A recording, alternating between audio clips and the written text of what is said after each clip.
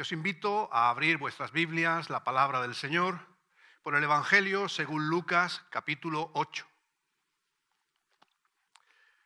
Lucas 8, versículos 1 al 3.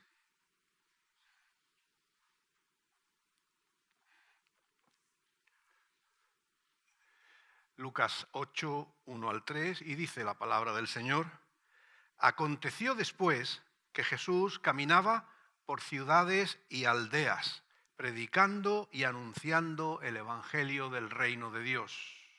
Le acompañaban los 12 y algunas mujeres que habían sido sanadas de espíritus malignos y de enfermedades.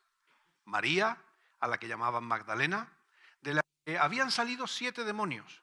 Juana, mujer de Chuza, intendente de Herodes, Susana y otras muchas que le servían y le ayudaban con sus propios bienes.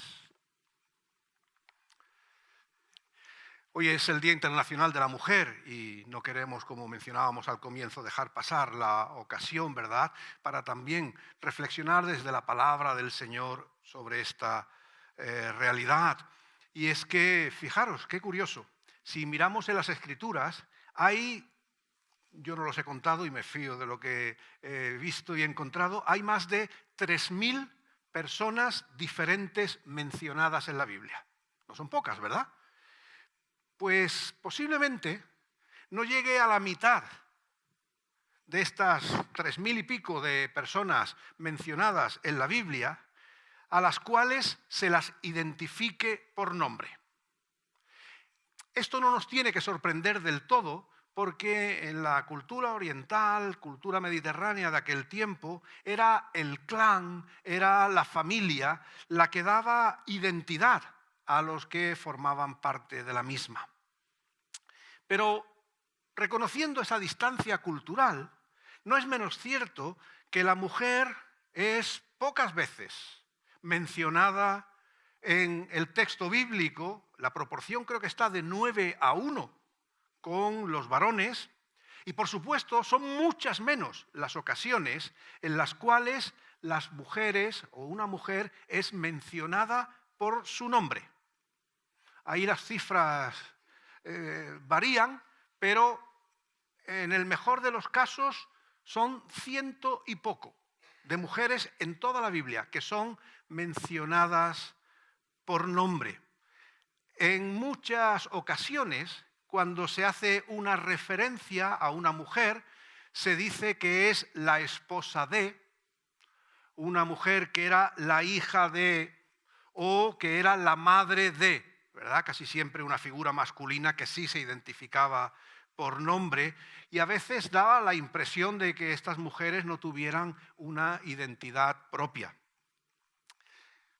Claro, sería muy simplista culpar a Dios de esto, ¿verdad? Es la palabra de Dios y Dios no se preocupa de las mujeres ni las menciona por nombre. Claro que no.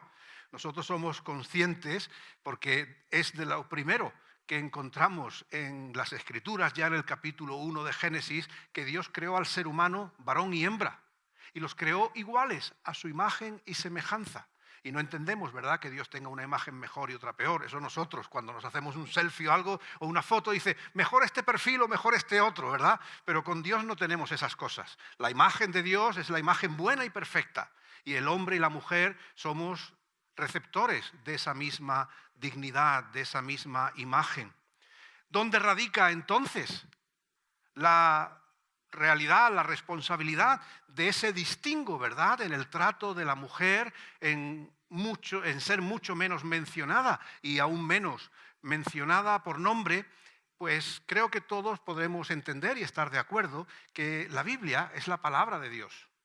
La Biblia es palabra inspirada por Dios, pero esa palabra de Dios no es un dictado, sino que reconocemos que esa voluntad de Dios, ese propósito de Dios, esa palabra de Dios toma expresión en palabras y en conceptos que se corresponden con la cultura de los autores que escriben.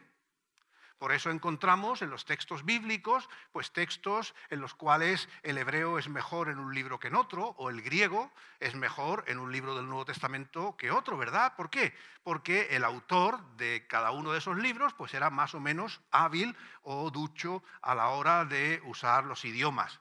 Es decir, nosotros creemos que la Biblia es palabra de Dios y no estamos sembrando ninguna duda, pero esto se recoge y se expresa en los términos y culturas de los que escriben, ¿verdad? Y ahí es donde entonces encontramos esos matices, esas diferencias. Esa palabra de Dios se recoge conforme a una realidad de una sociedad patriarcal, como era sin duda la sociedad a lo largo del tiempo bíblico, ¿verdad?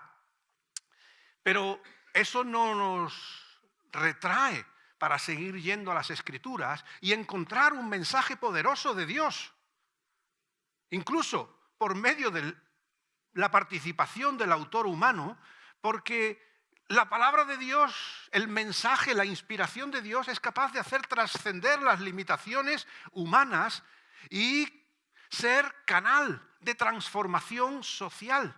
Y de hecho, si miramos los grandes cambios que la sociedad ha ido desarrollando a lo largo de los siglos, lo descubrimos desde el propósito y la voluntad buena de Dios para el ser humano. Y la propia Escritura, como el versículo de Gálatas que leíamos al principio, ya apuntaba a ese ideal de Dios, donde el pecado que ha distorsionado nuestras relaciones, nuestras interacciones, la palabra de Dios apunta a que en Cristo todas esas cuestiones que son frutos de nuestra humanidad, de nuestras interacciones dañadas por el pecado, un día serán resueltas, porque como dice el Señor, un día todos en Cristo seremos uno. En el texto que hemos leído de Lucas capítulo 8, encontramos que se mencionan a hombres y a mujeres. Y más allá de Jesús, ¿verdad?, que es varón, las mujeres hay 3 de ellas que son mencionadas por nombre. Y esto sin duda es algo bastante relevante y me gustaría por ello que meditásemos en este texto. Dice el primer versículo que Jesús caminaba por ciudades y aldeas. Y esto que uno podría pensar, bueno, pues lo lógico, lo que había. Pero es interesante que la mención de las aldeas no suele ser habitual en las Escrituras, en el Nuevo Testamento. Casi siempre son ciudades y pueblos. Pero aquí Lucas quiere hacer un énfasis importante y es acordarse de esas poblaciones que quizás en su tiempo resultaran casi insignificantes, poblaciones con tan pocos habitantes que quizás muchos ni siquiera conocieran su nombre, pero el evangelista Lucas nos recuerda que Jesús caminaba no solo por las ciudades, no solo por esas poblaciones que pudieran tener algunos habitantes más, sino que lo hacía por esos lugares quizás para muchos olvidados y desconocidos. Porque lo que se nos quiere decir desde el principio es que Jesús caminaba por estos lugares llevando también para ellos el mensaje, la buena nueva del evangelio, la buena nueva del reino de Dios. Y eso es algo que nosotros siempre debemos valorar. Para el Señor no hay distinción entre las personas. O no las hay por causa de lo que nosotros podríamos llamar relevante, importante. Cuando miramos las noticias, ¿verdad?, parece que todo lo que sucede en el país casi siempre se come todo en Madrid y Barcelona y alguna vez algún otro sitio por alguna desgracia. Recordad que ha habido partidos políticos que se llamaron ¿cómo? Teruel existe, ¿verdad? Porque parece que hay lugares que están perdiendo relevancia en la vida de una sociedad.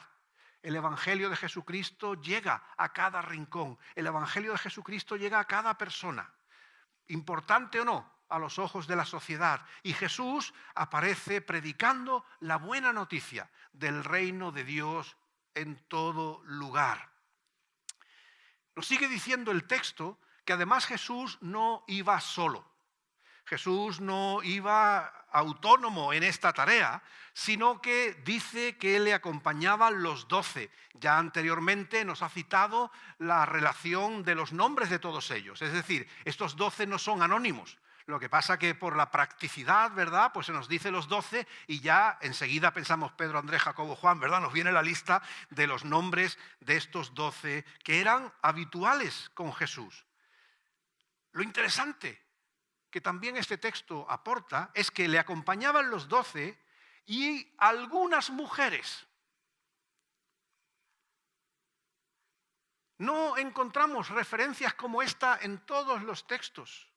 Y podríamos decir, o podríamos pensar, que Lucas lo está mencionando porque en ese viaje en concreto hubo quizás algunas mujeres que encontraron un ratito, ¿verdad? Y dice, pues mira, como pasa por mi pueblo, pues me voy a sumar y le voy a seguir. Sería algo legítimo, ¿verdad? Jesús pasa por donde tú vives y te sumas para escucharle, para estar con él.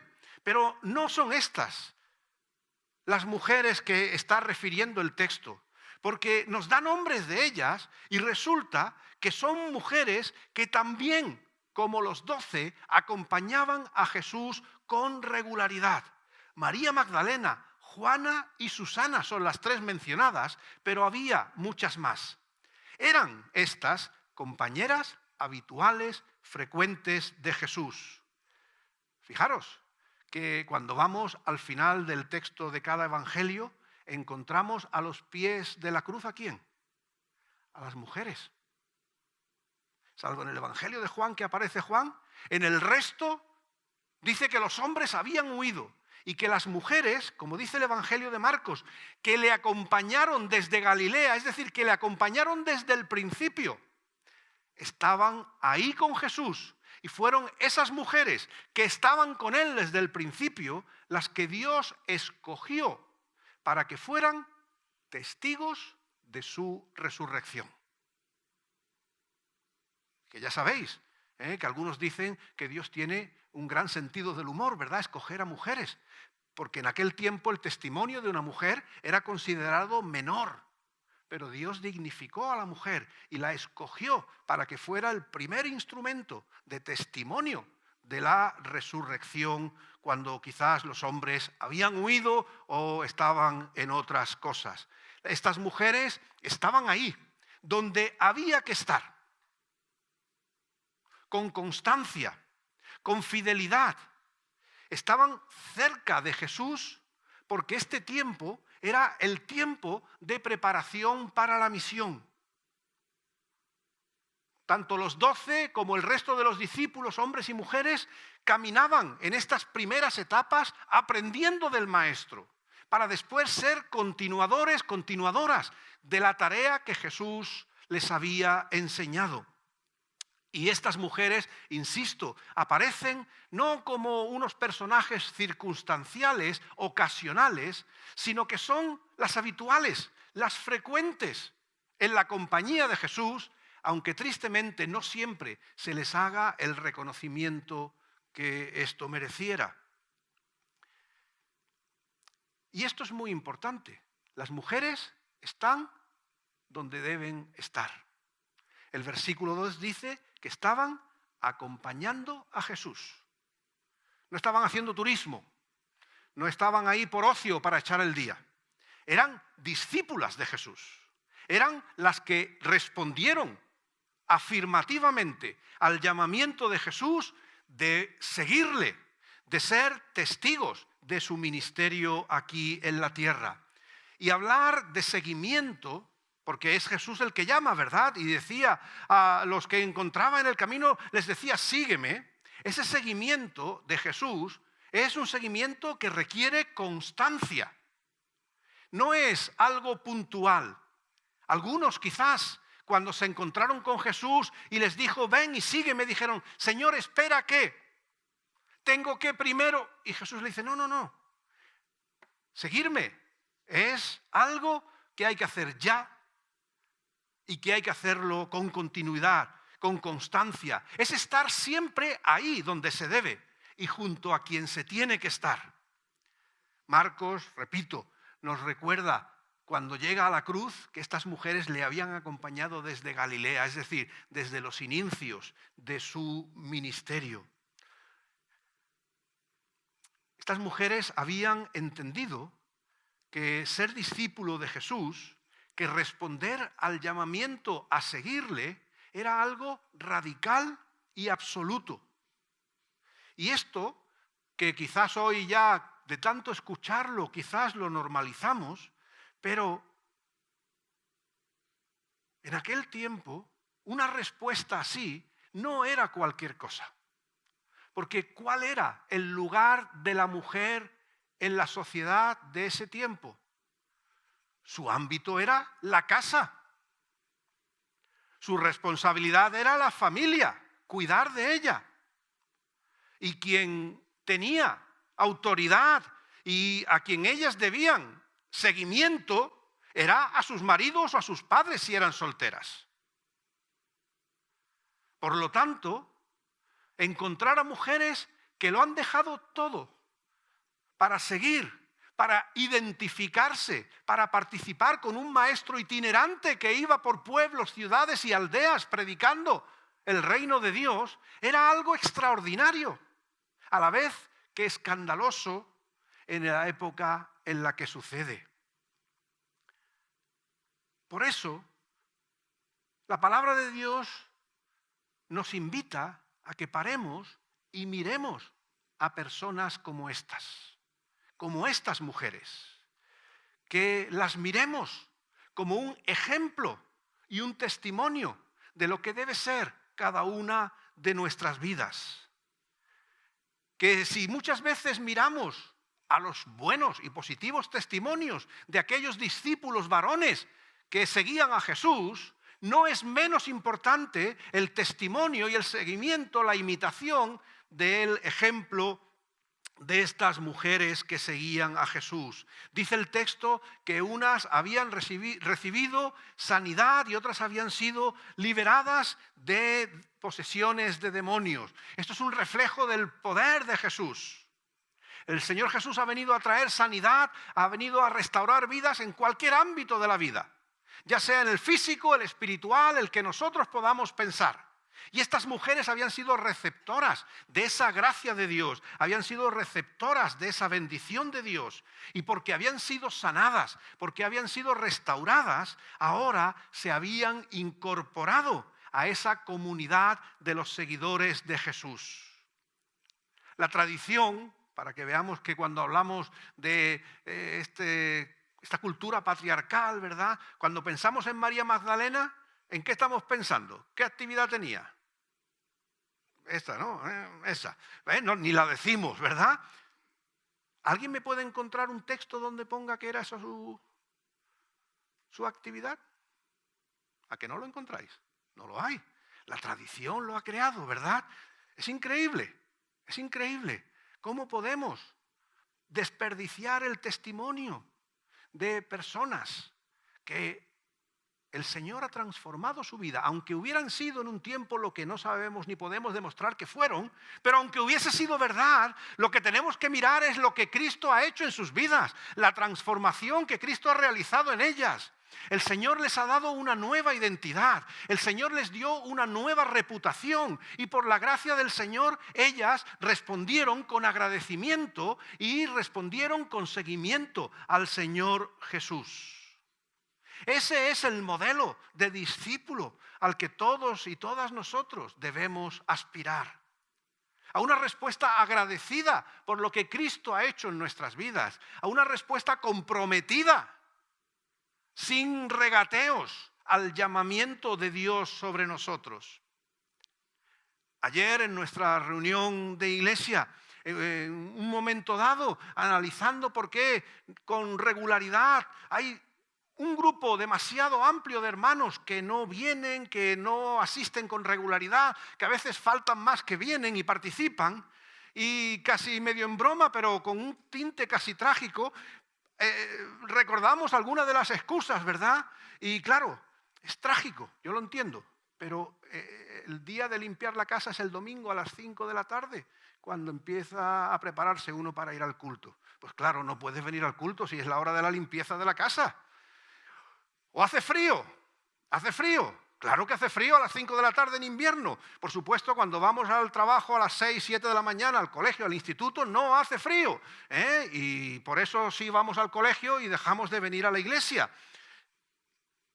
En fin, conocemos las excusas que a veces ponemos, ¿verdad? Y no nos damos cuenta de que nadie, y lo hemos dicho muchas veces, nadie va a ir al infierno.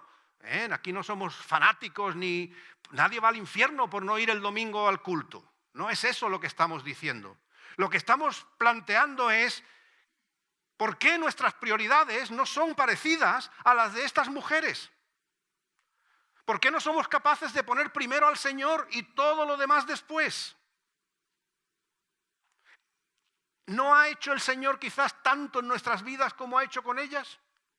Quizás no debemos estar tan agradecidas con el Señor como para por lo menos reunirnos en su casa y adorarle. Reconocer que el primer llamamiento y vocación del cristiano es adorar a su Dios. Y hacerlo en comunidad, porque es el pecado el que nos aísla y la gracia de Dios es la que nos trae a ser uno en Él, a celebrarle en comunidad.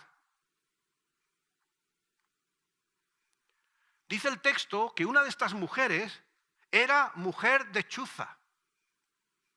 Y parece ser que tenía una cierta posición en el gobierno de Herodes. ¿No tendría ella excusas mejores que cualquiera de las nuestras? Para decir, oye, que en mi posición social, que en esta cultura la mujer se debe, no vaya a ser que a mi marido yo le estropee, le vaya a crear una mala fama, no sea qué, no vaya a ser que pase.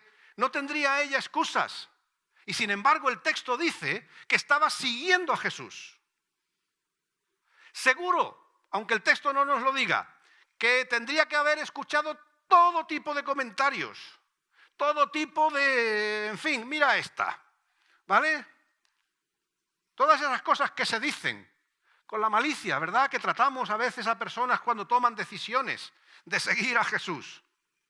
Sin embargo, esta mujer tenía claro en quién había creído. Ella no se preocupó por su estatus, porque el estatus de lo que soy es que, claro, es que yo soy, es que yo tengo que hacer, yo tengo una... Eso no juega cuando hablamos de acercarnos a Jesús. En el capítulo 7 tenemos el texto del centurión, que es un hombre que dice, yo estoy acostumbrado a decir, haz esto, haz aquello y tal, pero cuando va ante Jesús, se humilla ante él, porque no hay excusa, no hay pretexto que nosotros podamos aducir para decir que no podemos seguir a Jesús. Estas mujeres aparecen como discípulas modelo, ejemplo para cada uno de nosotros. Pero hay otro elemento, como decimos en el título del sermón, benefactoras. Y esto no es poca cosa, porque también en nuestra tradición, cuando muchas veces lees lo que se escribe sobre este pasaje, casi estamos pensando en que estas mujeres eran el servicio doméstico de los apóstoles, que eran las que guisaban, las que iban a la compra y atendían pues las necesidades de un grupo en movimiento. ¿Dice eso el texto? Dice que les servían, claro, el servicio es una característica de todo el que sigue a Jesús, pero les servían ayudando ¿cómo? Con todos sus bienes, no ayudando a fregar los platos o a hacerles el guiso, porque son mujeres, sino que aparecen como aquellas que están sosteniendo económicamente al grupo para que funcione. No digo que sean las únicas, pero el texto lo que dice es que aportaban de sus propios bienes para que un grupo que se movía de lugar en lugar tuviera los recursos para poder comer, algo tan básico como eso. No eran las chachas, no eran el servicio doméstico. No estoy queriendo, nadie me entienda, menospreciar a las personas que se dedican a esa tarea. Pero es que cuando se las trata así en el texto bíblico, sí que se hace con un sentido de menosprecio. Estas son mujeres que de sus bienes sostienen al grupo que va por pueblos y aldeas predicando el Evangelio de Jesucristo. Seguramente son nombres que se pierden en la tradición, son nombres que se opacan ante las figuras masculinas que aparecen en el texto evangélico, pero no debemos olvidar que ellas eran mujeres de valor, cuya participación no se medía en las medallas que ellas se pudieran poner, ¿verdad?, en darse ningún crédito, sino que lo que realmente las distingue es el servicio efectivo, eficaz y generoso que ellas desarrollaron siguiendo al Señor. Ellas oyeron al Señor, ellas siguieron a Jesús y ellas actuaron en consecuencia. Y eso es lo que el texto nos está recordando. Que hubo grandes hombres de Dios que fueron con Jesús y predicaron el Evangelio. Grandes hombres de Dios que fueron continuadores de la obra de Jesús. Pero el texto nos quiere recordar en una época donde eso no era tan fácil para la mujer como para el hombre, que también hubo grandes mujeres de Dios. Muchas de ellas anónimas, sin nombre para nosotros. Aquí 3 de ellas que sí podemos recordar, que son un modelo del seguimiento a Jesús, que son un modelo de un discipulado conforme a la palabra de Dios, sin excusas ni pretextos, sino con integridad y fidelidad, sabiendo en quién habían creído, sabiendo quién era el primero en sus vidas y sabiendo a qué habían sido llamadas. Y me gustaría que en esta tarde nosotros, con acción de gracias, diésemos gracias a Dios por cada persona que antes de nosotros le ha servido con obediencia, con integridad.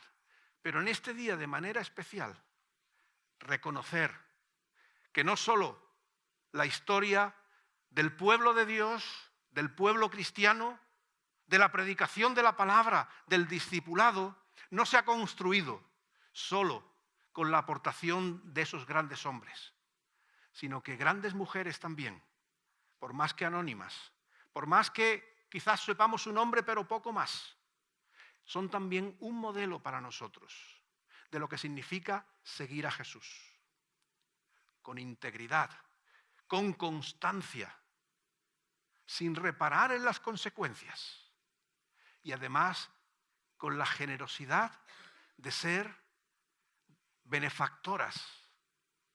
Y aquí no pensamos solamente en dinero, ¿verdad?, que también es importante, pero esa benefacción a la que cada discípulo del Señor es llamado es una benefacción económica, pero es la benefacción de nuestro tiempo, es la benefacción de nuestros talentos, de nuestros dones, de nuestras capacidades, de nuestra actitud, de nuestro afecto mutuo, de nuestra fraternidad. Eso es el auténtico discipulado al que el Señor nos llama.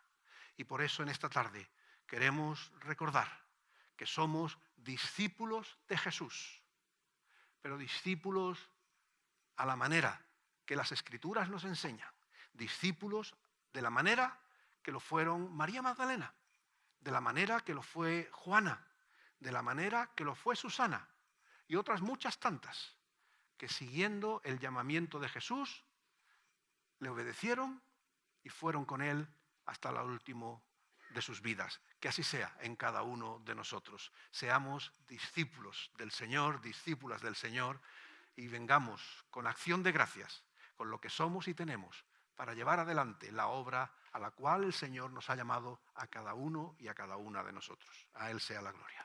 Amén.